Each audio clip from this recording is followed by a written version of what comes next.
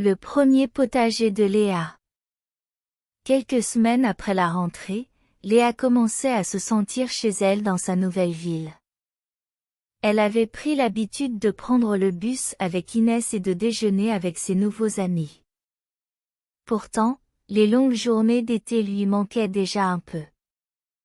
Un samedi matin, elle regardait par la fenêtre de la cuisine lorsqu'elle remarqua une partie vide du jardin.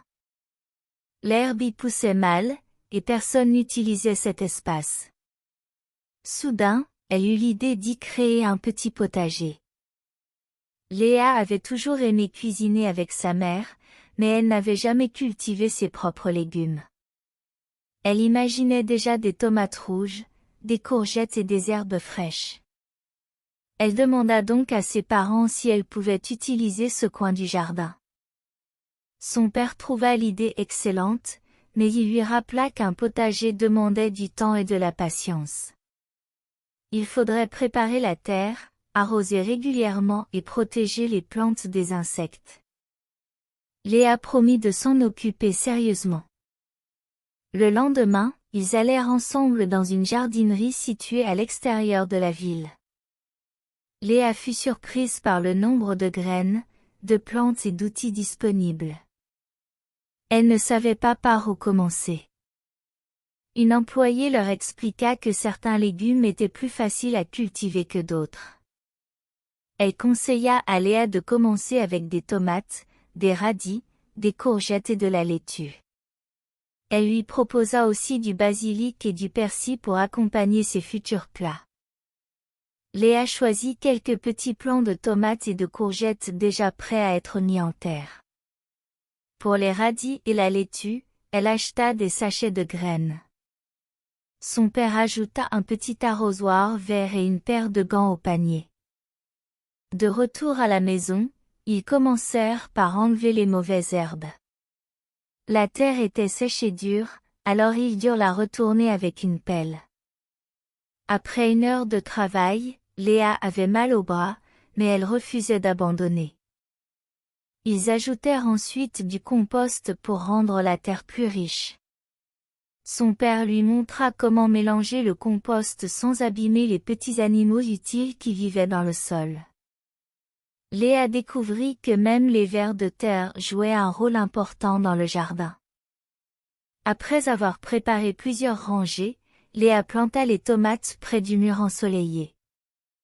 Elle plaça les courgettes un peu plus loin, car elles auraient besoin de beaucoup d'espace. Enfin, elle sema les radis et la laitue en suivant attentivement les instructions. Le basilic et le persil furent installés dans 2 pots près de la cuisine. Ainsi, Léa pourrait facilement couper quelques feuilles lorsqu'elle préparerait un repas. Elle posa aussi de petites étiquettes pour se souvenir de l'emplacement de chaque plante. Pendant les premiers jours, rien ne semblait changer dans le potager. Léa arrosait la terre chaque matin avant de partir au lycée. Le soir, elle revenait vérifier si une feuille ou une tige était apparue. Au bout d'1 semaine, de petites pousses vertes sortirent enfin de la terre. Léa appela immédiatement ses parents pour leur montrer les premières feuilles de laitue. Elle prit même une photo qu'elle envoya à Inès. Inès répondit qu'elle n'avait jamais vu un potager d'aussi près. Elle demanda si elle pouvait venir aider le week-end suivant. Léa accepta avec plaisir et lui promit de lui montrer toutes les plantes. Le samedi, les 2 amies commencèrent par enlever les nouvelles mauvaises herbes. Ensuite, elles attachèrent les tiges des tomates à de petits supports en bois. Elles travaillèrent lentement pour ne pas casser les jeunes plantes. En observant une feuille de courgette, Inès remarqua plusieurs petits trous. Léa comprit que des insectes avaient probablement commencé à manger la plante. Elle se demanda comment les arrêter sans utiliser de produits trop forts. Elles cherchèrent des conseils dans un livre de jardinage appartenant au père de Léa. Le livre recommandait d'observer les plantes régulièrement et d'enlever les insectes à la main. Il expliquait aussi que certaines fleurs pouvaient attirer des insectes utiles. Le lundi suivant, Léa acheta quelques fleurs jaunes et oranges qu'elle planta autour du potager.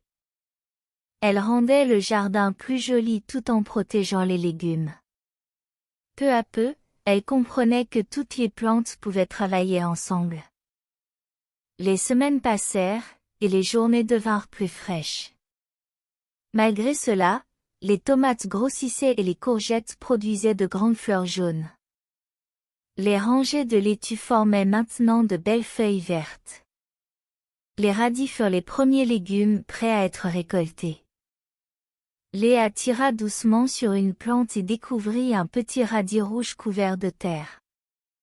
Elle fut étonnée qu'un légume aussi rond se soit développé sous ses yeux sans qu'elle puisse le voir. Elle récolta une dizaine de radis et les lava soigneusement dans l'évier. Sa mère en coupa un en fines tranches et le goûta avec un peu de sel. Le radis était croquant, frais et légèrement piquant. Quelques jours plus tard, Léa cueillit sa première courgette. Elle était plus grande que celle qu'elle voyait habituellement au supermarché. Léa décida de préparer le dîner avec les légumes du jardin.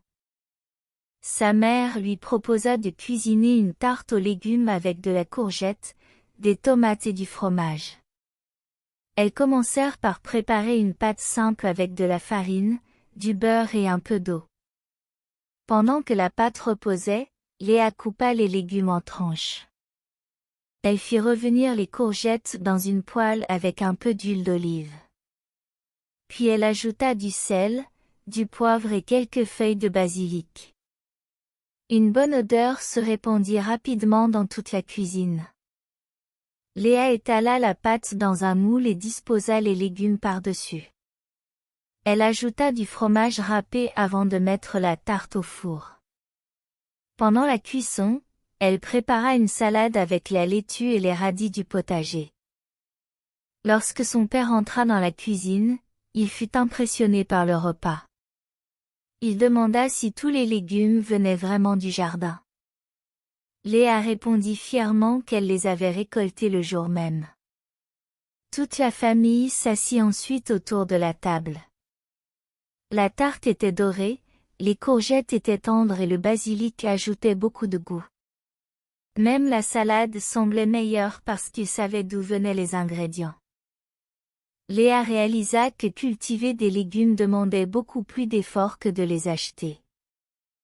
Il fallait attendre, surveiller la météo et résoudre de petits problèmes chaque semaine. Pourtant, la satisfaction de manger sa propre récolte était incomparable.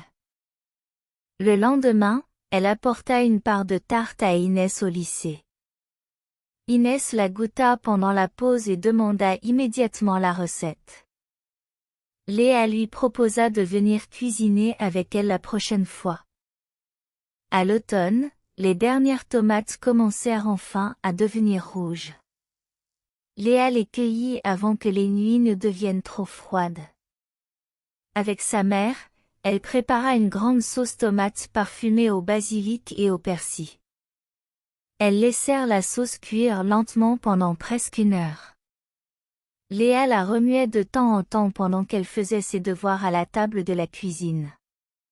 Plus la sauce cuisait, plus son parfum devenait riche. Le soir, elles servirent la sauce avec des pâtes et un peu de fromage. Le repas était simple, mais toute la famille le trouva délicieux. Son père déclara même que c'était la meilleure sauce tomate qu'il avait mangée depuis longtemps. Avant l'arrivée de l'hiver, Léa nettoya le potager et retira les plantes qui ne produisaient plus.